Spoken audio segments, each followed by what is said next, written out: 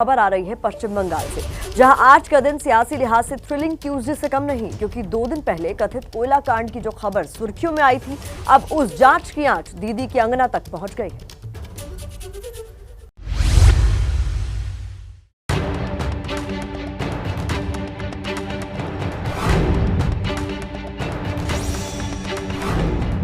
अभिषेक बैनर्जी के आंगन तक पहुंची सीबीआई की जांच।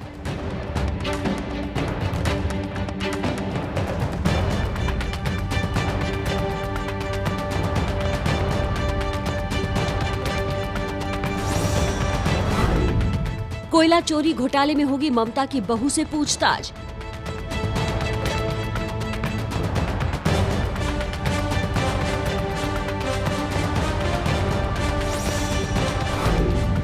चुनाव से पहले दांव पर लगी ममता बनर्जी की साख।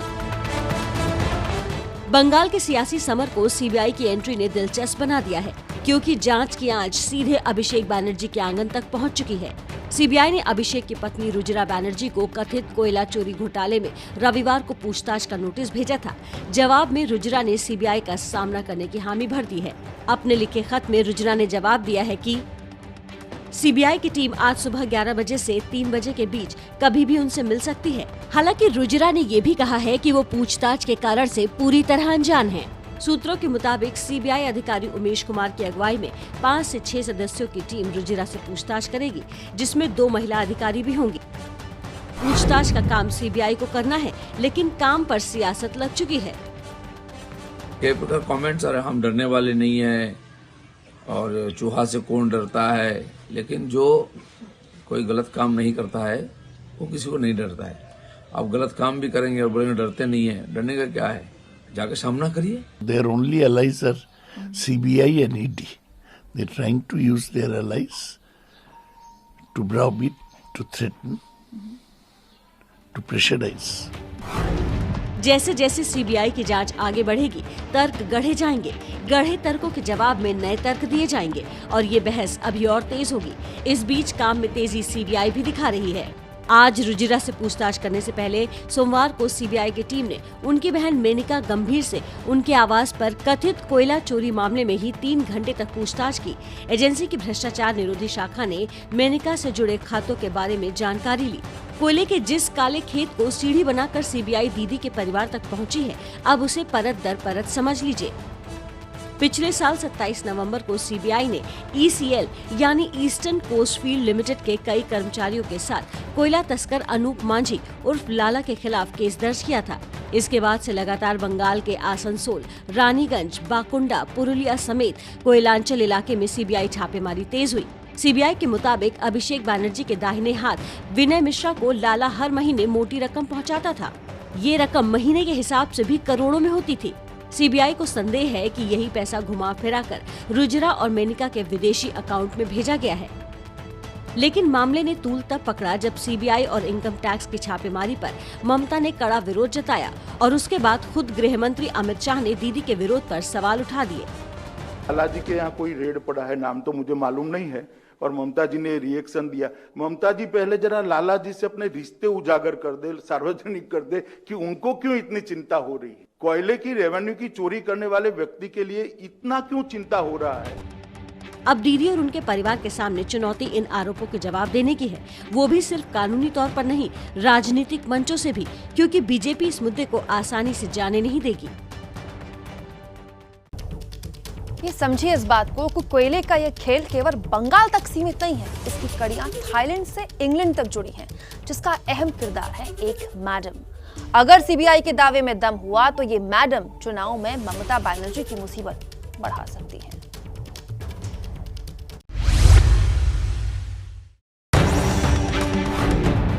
क्या है बैंकॉक का बंगाल कनेक्शन? थाईलैंड की मैडम से ममता का क्या है रिश्ता? कोयले के कथित काले धंधे के कितने किरदार? इन सवालों ने बंगाल की सियासत को पहले से ज्यादा उलझा दिया है और सस्पेंस बढ़ा दिया है। और सीबीआई सूत्रों के हवाले से जो जानकारी सामने आ रही है वो और भी चौंकाने वाली है, क्योंकि इसके तार बंगाल से बाहर थाईलैंड और थाईलैंड से लंदन तक जुड़े हैं। और इसमें एक जो बड़ा नाम आया है वो है मैडम नूरुला ये रुजिरा बनर्जी का शादी से पहले का नाम है।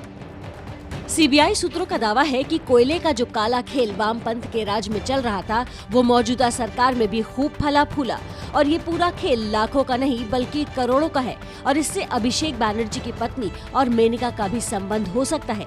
सीबीआई सूत्रों के मुताबिक रुजिरा बनर्जी और उनकी बहन मेनका के पास थाईलैंड की नागरिकता है। बैंकॉक में रुजिरा का और लंदन में मेनका का बैंक अकाउंट है और इन्हीं अकाउंट में कोयला का काला रुपया भेजा गया। सीबीआई सूत्रों का दावा है कि इसके पुख्ता सबूत उनके पास हैं और उन्हें संदेह है कि इस पूरे गोरख धंधे की जानकारी अभिषेक बनर्जी को थी। सीबीआई सूत्रों की माने तो तस्करों की मोटी रकम इन दोनों बैंक अकाउंट में जमा किए गए, जिनका सीधा कनेक्शन अभिषेक बनर्जी की पत्नी और साली के साथ हो सकता है। सीबीआई इसी मामले में जांच कर रही है और इसी संदिग्ध लेन देन की पूछताछ आज सीबीआई द्वारा रुजिरा बनर्जी से होगी। विवाद रुजिरा की नागरिकता को लेकर भी हो रहा है। আমার বউ জন্ম থেকে শুরু করে তার থাই পাসপোর্ট, এই না যে 5 বছর আগে থেকে হয়েছে। From the last 34 years she is holding Thai passport. What is the problem? CBI को शक है कि युवा टीएमसी का जनरल सेक्रेटरी और अभिषेक का खासम खास विनय मिश्रा पैसों के इस खेल को अंजाम देता था, जो पिछले 3 महीने से फरार है। सीबीआई ने विनय मिश्रा के खिलाफ गिरफ्तारी वारंट जारी कर भगोड़ा घोषित कर दिया है। सीबीआई को शक है कि विनय को विदेश भगाया गया है ताकि वो बड़े लोगों के नाम उजागर न करे। सीबीआई विनय के खिलाफ बहुत जल्द रेड कॉर्नर नोटिस भी जारी कर सकती है। सीबीआई सूत्रों के मुताबिक उसके हाथ पैसों के इस गोरख धंधे का पूरा बही खाता लग चुका है, जिसके मुताबिक कोयला तस्कर अनूप मांझी उर्फ लाला हावड़ा के 2 व्यवसायी अमित सिंह और नीरज के पास कोयले का काला धन पहुंचाता था। फिर ये पैसा विनय मिश्रा के पास पहुंचता था। वहां से इन रुपयों की खेप अलग अलग जगहों तक पहुंचाई जाती थी। सीबीआई का दावा है कि कई बेनामी शेल कंपनियां खोली गई थीं, जिनके अकाउंट में ये रुपए जमा कराए जाते थे और इन्हीं बेनामी अकाउंट से होते हुए ये रुपए पहुंच जाते थे विदेशी अकाउंट्स तक। इन्हीं अकाउंट्स और मनी ट्रेल को खंगालते हुए सीबीआई को लंदन और बैंकॉक के अकाउंट का पता चला, जो रुजिरा और मेनका के नाम है। सीबीआई बहुत लेट से नोटिस दिया। ये तो नोटिस बहुत पहले आना चाहिए था, ताकि जनता के सामने पूरा दूध का दूध पानी होना चाहिए कि ये जो दीदी, जो बंगाली में कहते हैं स्वच्छता की प्रतीक है, मतलब उसमें इतना स्वच्छता है, she is the symbol of honesty. तो ये पहले क्लियर हो जाना चाहिए था कि दीदी में कितना ऑनेस्टी है। उनका जो नेफ्यू है उसका लाइफस्टाइल से पता चलता है कि एक जो हवाई चप्पल पहनने वाली जो सीएम, उसका भतीजा वो आलीशान पैलेस ठोकना और ऊपर से डिफरेंट और भी जगह में उनका इन्वॉल्वमेंट है, वो अभी नहीं बता रहा हूँ, वो धीरे धीरे आपको सब पता चल जाएगा। सिर्फ इंक्वायरी होने दीजिए। आखिर पैसों के कथित काले खेल का सच क्या है, इस तस्वीर की परत दर परत जल्द ही खुलने लगेगी। देखिए, बंगाल की सियासत को सिर्फ सीबीआई की एंट्री ने ही दिलचस्प नहीं बनाया, बल्कि पीएम मोदी के आने के बाद भी यहां मुकाबला रोचक हो चला है। कल हुगली में पीएम बरसे तो आज खड़गपुर में होंगे, लेकिन डिजिटल माध्यम से।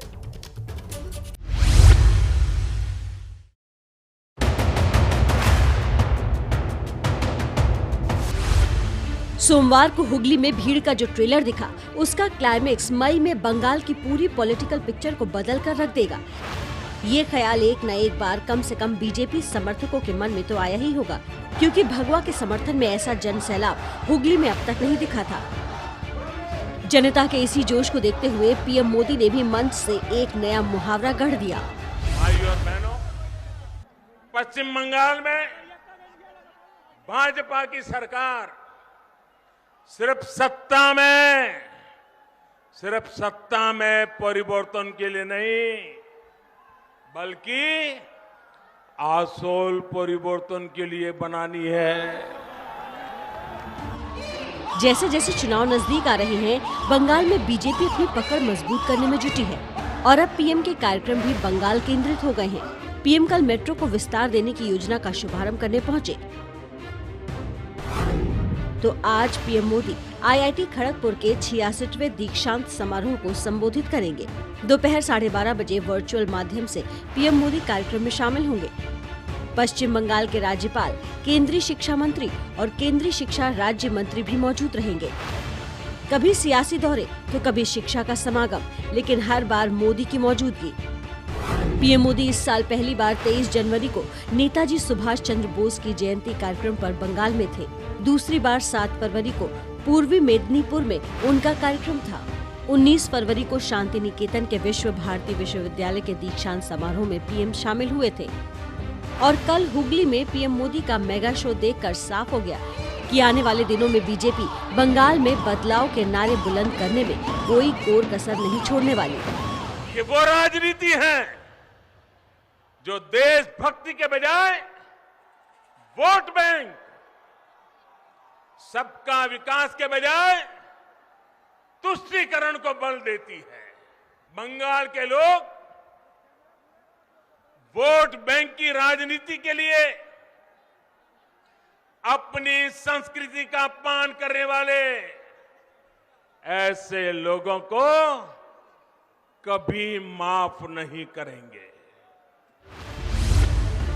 बंगाल के मुकाबले में यूं तो कांग्रेस और लेफ्ट भी है, लेकिन फाइनल मैच मोदी बनाम दीदी ही है।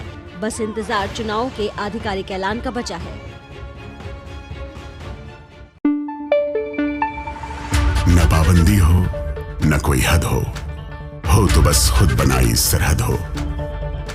ये मुहिम है परतों में छिपे हर सच की तलाश की, सियासत पर रखी पैनी नजर और आंख की, खबरों की दुनिया में एक जिम्मेदार आवाज की, जुर्म और जुल्म के खिलाफ हर बेबस के लिए इंसाफ की। जब कोई हद नहीं इंसानियत के लिए जज्बात की, जब कोई हद नहीं खुशियों और ख्वाब की, तब कोई हद क्यों हो नए नजरिए और बदलाव की। तोड़ के हदों के ताले नए सपनों को पाले, बांधे सबको एक धागे, आपको रखे आगे। ABP news.